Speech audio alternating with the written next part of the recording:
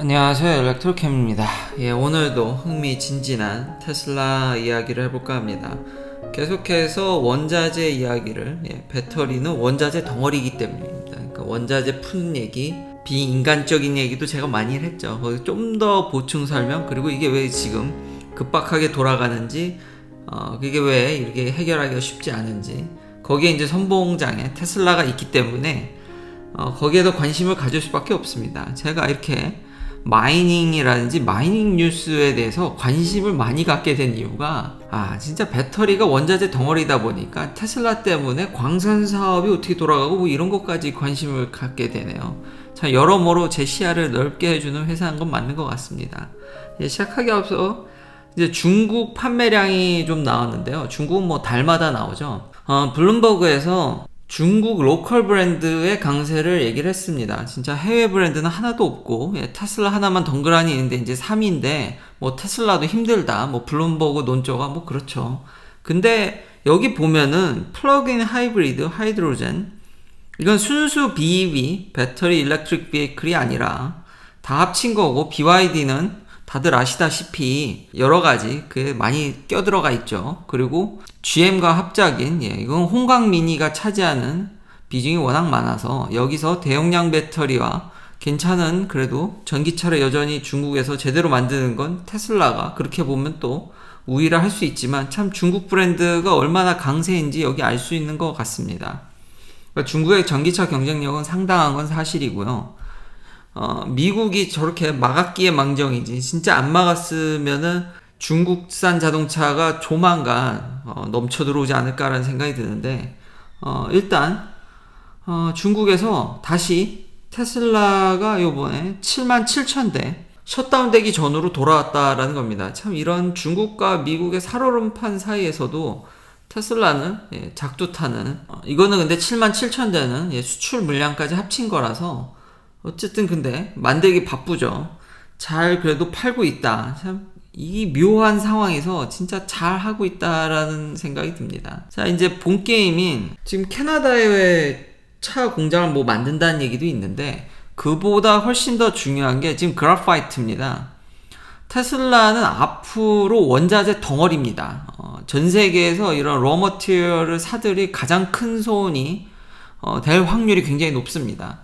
테슬라 말대로, 일론 머스크 말대로 2천만 대를 만들려면요, 지금 2021년 생산된 글로벌 프로덕션 리튬 같은 경우는 앞으로 142%를 더 증산한 걸 오롯이 테슬라가 다 가져가야 됩니다. 물론 2천만 대를 지금 다 만드는 건 아니니까요. 그래도 200만 대만 하더라도 14.2%죠. 이거 자르면은 어마무시합니다. 엄청난 양의 광물을 가져가고요. 코발트, 알루미늄 이런 것들은 뭐 2천만 대 가더라도 그렇게 크게 차지하진 않습니다. 근데 여기 보면은 맨 아래가 그래파이트입니다. 이게 요즘 제가 계속해서 강조하는, 이래서 제가 그래파이트를 계속 얘기하는 거고요. 원래 배터리 연구자들은 그래파이트 비중이 줄고 실리콘으로 가지 않을까, 에너지 덴시티가 올라가야 되니까. 근데 그렇지가 않죠. 그래파이트를 엄청 쓰고 있고, 지금 그래파이트도 리튬 다음으로, 그러니까 많은 매장량을 찾아야 되는 겁니다. 그러니까 여기도 증산을 해야 됩니다. 그러니까 2천만 대를 가려면 2021년 토탈 생산한 거보다 좀 더 많습니다. 살짝. 그걸 테슬라가 온전히 다 가져가야 되는 거죠. 2천만 대를 만들려면. 그리고 지금 그 정도 만들려면 100 빌리언 달러가 넘을 것 같은, 뭐 지금 환율도 미쳤죠. 한 130조? 140조 원의 가량. 그러니까 큰 손인 거죠. 그러니까 로머티리얼을 어마무시하게 사들일 회사인 겁니다, 앞으로. 아시다시피 지금 법안이 통과돼서 중국에서 이걸 받으면 안 되죠. 근데 이게 중국에서 제일 많이 만듭니다. 그러니까 지금 퀘벡의 그래파이트 마이닝을 지금 방문을 하고 여기서 원자재를 얻어서 배터리 공장을 바로 만든다라는 얘기가 있습니다. 이제 그렇게 되면은 차량을 이제 캐나다에서 생산하는 거 아니냐. 왜냐면 로지스틱 문제 때문에 테슬라는 그 자리에서 다 하려고 하니까, 그런 경향이 있으니까 캐나다를 좀 만지작 한 얘기들이, 이제 루머들이 많이 도는데요. 아직은 그걸 좀 얘기하기는 좀 이른 것 같습니다. 근데 배터리나 로머티리얼은 거의 굉장히 확률이 높은데, 아마 정부에서 얼마나 떡고물을, 그러니까 이득을 테슬라는 항상 지원금이라든지 세제 혜택을 바라고 들어가기 때문에 캐나다 정부가 얼마나 그걸 하냐, 미국 내에서도 테슬라 다음 공장을 계속 유치하려는 게 많거든요. 뭐 멕시코든 여러 나라들은 요즘 테슬라를 원하는 나라들이 얘기들이 많아서 거기는 조금 더 가봐야 된다. 근데 지금 캐나다의 로머티리얼에 굉장히 관심이 많고, 그래야지만 현재 법에서 보조금을 받을 수 있기 때문에 지금 발빠르게 움직이고 있다는 겁니다. 미국이나 노스 아메리카, 그러니까 캐나다 포함이죠. 멕시코도 포함입니다. 거기서 로머티리얼을 어떻게 얻을 것인가, 빨리 이걸 전환하지 않으면 보조금을 못 받기 때문에 지금 그런 일을 벌이는 그 일환의 이 뉴스들을 읽으시면 좋을 것 같습니다. 자, 이제 마이닝을 얘기했으니까 여기다가도 테슬라 봇이 투여될 수도 있겠죠.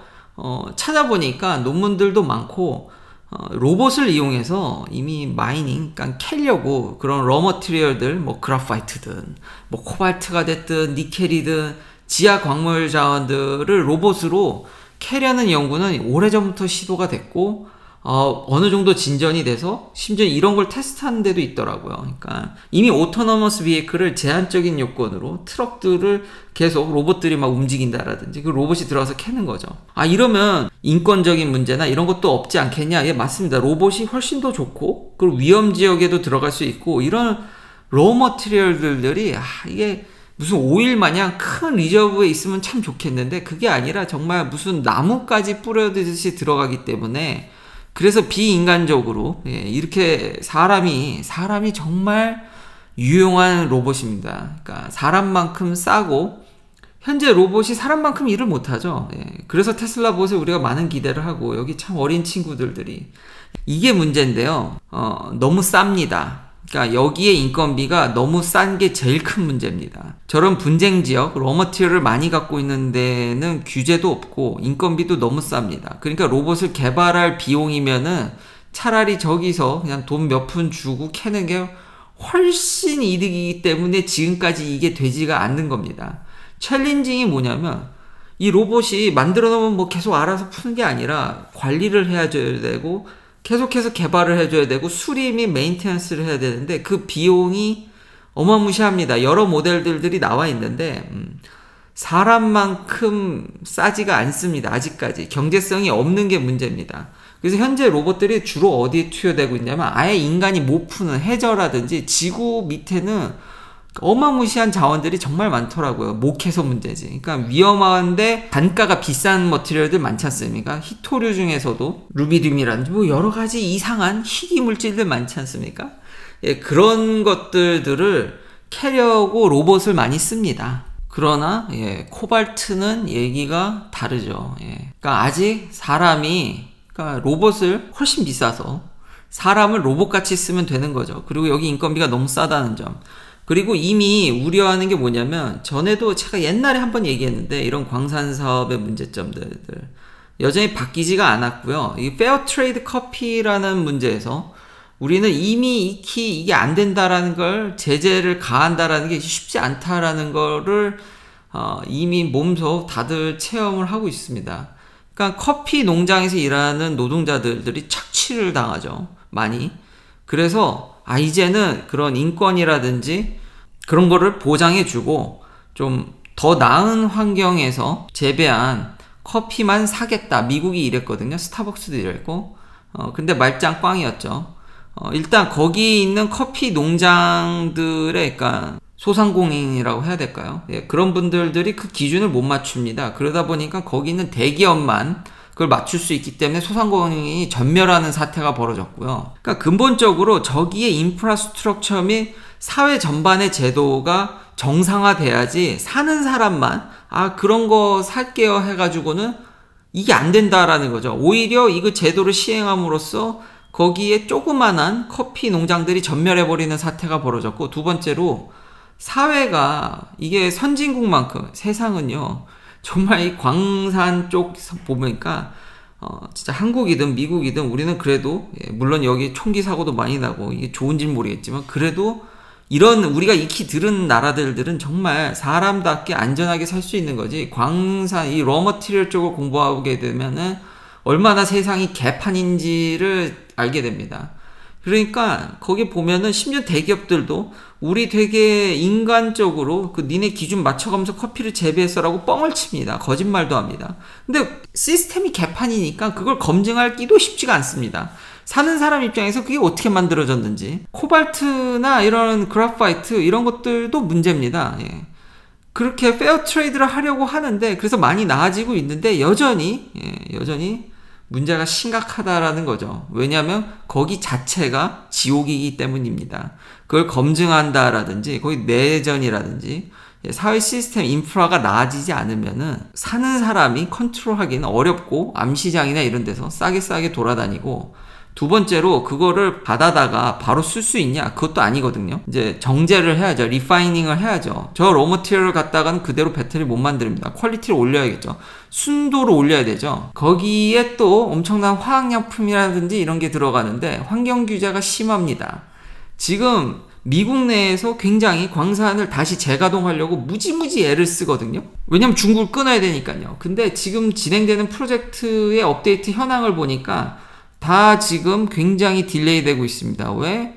그 동네 사시는 주민이라든지 그 주변의 환경단체들이 가만히 있겠습니까? 규제라든지 법적인 문제들, 그리고 거기에 환경을 해치게 되면은 보상금 문제라든지 비용이 엄청나죠. 근데 중국은 그런 게 없죠. 그리고 민주주의가 아니죠. 거기는 그냥 정부가 하는 일에 그냥 밀어붙이면 강력하게 여러 사람들의 의견을 많이 들으면 안타까운 면이죠. 원래 사회가 그렇게 돌아가야 되는데 사공이 많으면 배가 산으로 간다고. 근데 모든 사람들의 그 의견과 일치와 그걸 이제 분배하고 이런 과정들이 무지무지 어렵죠. 사람들의, 그러니까 다 인간적으로 대해줘도 사람들마다 또 이권이 다르지 않습니까? 제가 또 그 뉴스들 들어보니까 한국의 그런 재건축 아파트라든지 다 그걸 떠나서도 사람마다 또 이권이 다 다르기 때문에 그런 것들이 복잡하게 얽혀져 가지고 광산 산업이 미국 내에서 상당 부분 피드먼트라든지 뭐 미네소타의 니켈 광산이라든지 미국 내에서도 이걸 재가동하려고 하는데 무지무지 어렵다라는 거죠. 법적인 규제 이런 것들 때문에. 뭐 미국만 한정되는 게 아니라 지금 블룸버그 기사 보면은 유럽도 마찬가지라는 거죠. 스웨덴도 배터리에 굉장히 관심이 많은데 마이닝이나 이런 것들 보면은 여러 가지 규제나 이런 것들 때문에 진행이 계속 배터리 푸시가 밀린다라는 겁니다. 그런데 그런 나라들은 이걸 걱정할 필요가 없죠. 뭐 돈이 된다 그러면은 그냥 돈 몇 푼만 주면은 하겠다는 사람도 너무 많고. 그러니까 전반적으로 우리가 전 세계적으로 이런 인프라나 정치 시스템 이런 것들이 나아져야지 해결될 문제지, 저기는 5만 군데로 돌아와서 정제까지 돼서 들어오면은 막기가. 그래서 테슬라가 대단한 겁니다. 그래서 테슬라는 지금까지 정말 사선을 넘어오면서 이런 문제들 때문에 내연기관들이 이걸 별로 손대고 싶어 하질 않은 거고요. 근데 테슬라는 이걸 직접 하려고 하고 로봇도 개발하고 지금까지 워낙 그 관성에 의해서 이게 진짜 어려운 문제인데도 그런 극한의 어려운 문제들을 미국 내에서 이렇게 제조업을 부흥시킨 유일한 진짜 회사기 때문에 아무쪼록 이번 AI 데이 때 이런 로봇이나 이런 것들이 정말 인간보다도 생산성이 더 높은, 그래서 좀만 이렇게 국가 간의 규제와 보호만 해줘도 장사를 할 수 있는 정도로 올라와 주면은 진짜 좋겠고, 정말 그럼 대단하다. 그러면 진짜 인류의 이런 문화를 정말 변화시키는데 앞장서는 회사이지 않을까. 정말 아직도 이런 광산 쪽 보면 시궁창이다.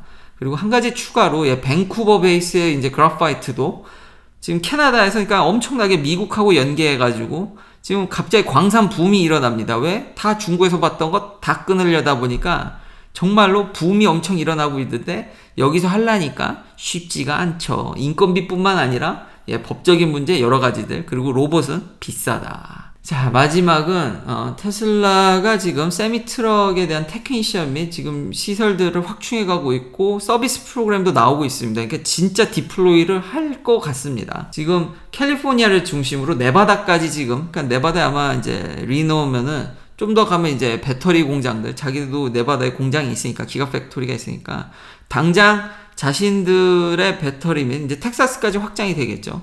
이 물류를, 자체 물류를 한번 테스트하는 거를 꿈꾸지 않나. 진짜 이제 디플로이 하려고 하고 있고요.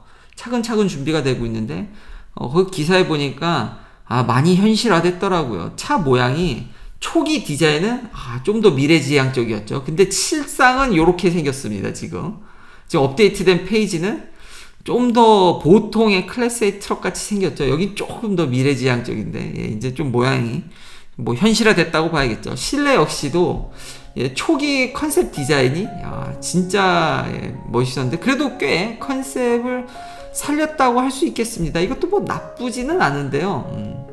역시 현실을 반영한 디자인이라고 할 수 있겠죠. 그래도 이 정도만 하더라도 굉장히 미래지향적인 이 진짜 큰 두 개의 모니터는 확실히 미래지향적인 이게 테슬라의 트레이드마크이지 않나. 다른 어떤 차들보다도 이 시원시원한 스크린은 차의 어떤 진짜 퓨처리스틱 디자인의 핵심인 것 같습니다. 긴 영상 시청해주셔서 감사합니다. 내일도 테슬라 관련 이야기들로 찾아뵙겠습니다.